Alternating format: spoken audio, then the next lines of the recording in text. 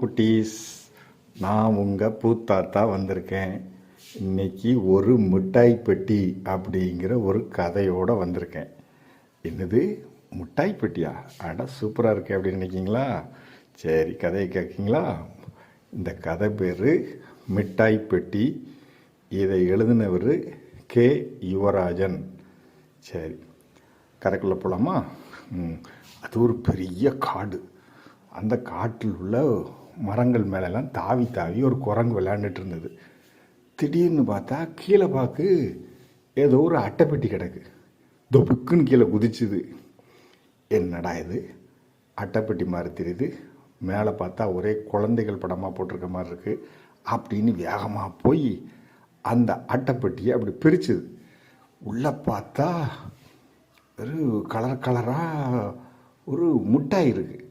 அது ஹார்ட்டின் ஷேப்பில் மஞ்சள் கலரு, சிவப்பு கலரு, ப்ளூ கலரு, இப்போ பச்சை கலர், இப்படி எல்லா கலர்லேயும் மிட்டாய் இருக்குது. 30 மிட்டாய் இருக்குது. அட சூப்பராக இருக்கு, மிட்டாய் நிறைய இருக்கு. எவனோ காட்டுக்குள்ளே வந்த அந்த சுற்றுலா பயணிகளை யாரோ தவற விட்டுட்டு போயிட்டாங்க. சரி, நமக்கு என்ன அதை பற்றி, நம்ம இதை தண்ணியை சாப்பிட்டு அமைக்கிற வேண்டியதான், யாருக்கும் தெரியாமல் லவட்டிட வேண்டியதான் அப்படின்ட்டு முதுகில் தூக்கி வச்சுட்டு இந்த பெட்டியை எங்கேயாவது இதை ஒளிச்சு வைக்கணுமே அப்படின்ட்டு போயிட்டு இருந்தது. அப்போ பார்த்து பின்னால் தொப்புன்னு இது ஒரு சத்தம் கேட்டுது. ஆடாடா, என்னென்னு தெரியலையே அப்படின்ட்டு குரங்கு திரும்பி பார்த்துச்சு. யாரையும் காணலை. உடனே ஹலோ, யாருங்க நிற்கிது அப்படின்னு பின்னால் திரும்பி சத்தம் கொடுத்தது.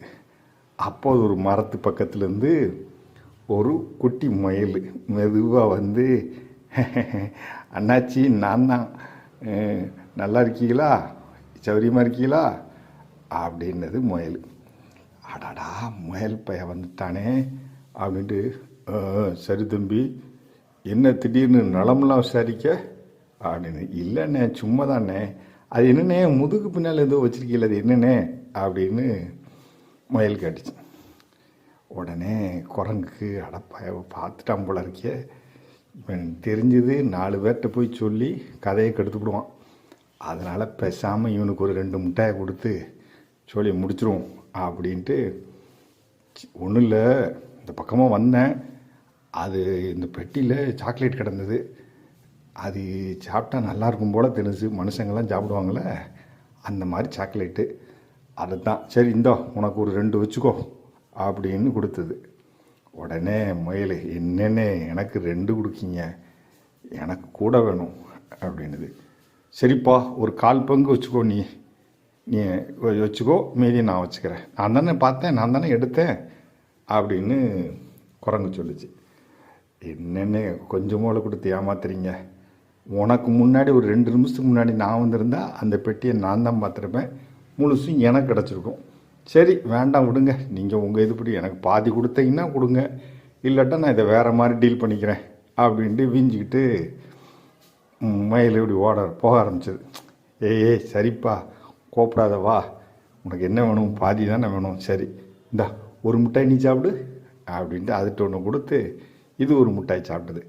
2ம் சப்பி சப்பி, ஆஹா என்னமா இருக்குது ஸ்வீட்டு, வாய்க்குள்ளது தொண்டைக்குள்ளே இறங்கும் போதே அப்படி சுகமாக இருக்க. சரி சரி, நம்ம என்ன செய்வோம், இதை இங்கே ஏதாவது ஒரு இடத்துல ஒளிச்சு வச்சுக்கிறோம், இங்கே இந்த மரத்துக்கு கீழேயே புதைச்சி வச்சுருவோம். என்ன, தினம் வந்து நீ ஒரு மிட்டாய் நான் ஒரு மிட்டாய், சரியா, ஆளுக்கு ஒரு மிட்டாய் எடுத்து சாப்பிட்டுக்கிறோம். ஆனால் ஒரு கண்டிஷன், 2 பேரும் ஒரே நேரத்தில் தான் வரணும், காலையிலனா காலையில் வரணும், சாயந்தரம்னா சாயந்தரம் வரணும் அப்படின்னு. ஓகே, அப்படியே வச்சுக்குவோம், டீல் ஓகே அப்படின்ட்டு மயிலும் போயிடுச்சு. அன்னைக்கு பார்த்தா ராத்திரி நல்ல மழை. உடனே குரங்கு என்ன நினச்சது, தங்க இடத்துல, ஐயோ மழை பெய்யுத, தண்ணியில் புதைச்சி வச்ச சாக்லேட்லாம் கரைஞ்சி போயிருமே, ரொம்ப போயிருமே, என்ன செய்யன்னு அது யோசிச்சது. அதே மாதிரி முயலும் தன்னோட கூட்டுக்குள்ளே உட்காந்துட்டு, அந்த பொந்துக்குள்ளே உட்காந்துட்டு யோசிச்சது. ஐயோ இவ்வளோ மழை பெய்யுது, எவ்வளோ 2 மணி நேரமெல்லாம் மழை பெய்யுது, சாக்லேட்டெல்லாம் கரைஞ்சி போயிருக்குமே, அடடா நமக்கு புத்தி இல்லாமல் அங்கே போய் புதைச்சி வச்சிட்டோமே அப்படின்னு நினச்சிட்டு காலையில் மழை நின்ன உடனே 2 அலறி அடிச்சுட்டு ஒட்டி வந்து பார்க்கு பள்ளம் தோண்டிருக்கு, சாக்லேட் பெட்டியை காணும். உடனே என்ன செஞ்சது, அந்த குரங்கு இருந்துக்கிட்டு முயலை பார்த்தது. ஏய் காது நீண்ட பையா, எனக்கு தெரியாமல் நீ இங்கே வந்து எல்லாத்தையும் எடுத்துகிட்டு போயிட்டியா, உண்மையை சொல்டே அப்படின்னுது. உடனே முயல், வால் நீண்டானே, நீங்கள் எந்த எடுத்துக்கிட்டு என் மேலே பழி போடுறீங்களா, மழை பெஞ்சா நான் எப்படின்னே வர முடியும், இதெல்லாம் உங்களுக்கே நல்லா இருக்கா அப்படின்னு முயல் சொல்லிச்சு. அப்புறம் யார் எடுத்திருப்பா, நீ எடுக்கலைங்க, நானும் எடுக்கலை, யார் எடுத்திருப்பா அப்படி பேசிகிட்டு இருக்கும்போது மரத்து மேலே ஒரு அணில் வந்துச்சு. அது கையில் இந்த மிட்டாய். அங்கே பாரு, அணில் கையில் மிட்டாய் இருக்குது. அணில் இது எந்த மிட்டாயின்னு. அது மானக்கா கொடுத்தாங்க, அந்த பாறையில் உட்காந்து எல்லாருக்கும் கொடுத்துட்ருக்காங்க, நீங்களும் போய் நில்லுங்க, உங்களுக்கும் தருவாங்க அப்படின்னு அணில் சொல்லிச்சு. உடனே 2 அலறி அடிச்சுட்டு ஓடிச்சு. அங்கே ஒரு பாறையில் உட்காந்து மானக்கா ஒருத்தருக்கா வரிசையில் நிற்கிற கரடிக்குட்டி, புலிக்குட்டி, மற்ற குருவி, இது ஆந்த எல்லாத்துக்கும் ஒன்றுக்கா கொடுத்துட்ருக்கு. நீங்களும் வாங்க, இங்கே வரிசையில் உங்களுக்கும் தாரேன் அப்படின்னுச்சு. உடனே மானக்கா இது உங்களுக்கு எப்படி கிடச்சிது இந்த அட்டைப்பெட்டி அப்படின்னு குரங்கு கேட்டது. அதுவா, நேற்று நான் அந்த பக்கம் வெளியே வேட்டையாடிட்டு அப்படி வந்தேன்னா, அப்போ பார்த்தா அந்த மரத்து பக்கத்தில் புதுசாக ஏதோ ஒரு பள்ளம் தோண்டின மாதிரி இருந்துச்சு, தோண்டி மூடி இருக்க மாதிரி இருந்தது. என்னது வித்தியாசமாக இருக்குது இந்த இடம்னு நான் தோண்டி பார்த்தேன். பார்த்தா இந்த மிட்டாய் பெட்டி இருக்குது. அட, நிறைய மிட்டாய் இருக்குது, நம்ம ஃப்ரெண்ட்ஸ் எல்லாருக்கும் கொடுப்போன்ட்டு ராத்திரியே வீட்டுக்கு கொண்டு போயிட்டேன் அந்த பெட்டியை அப்படின்னு சொல்லிச்சு. உடனே குரங்கு சின்னதான், அடாடா, மானக்கா வந்து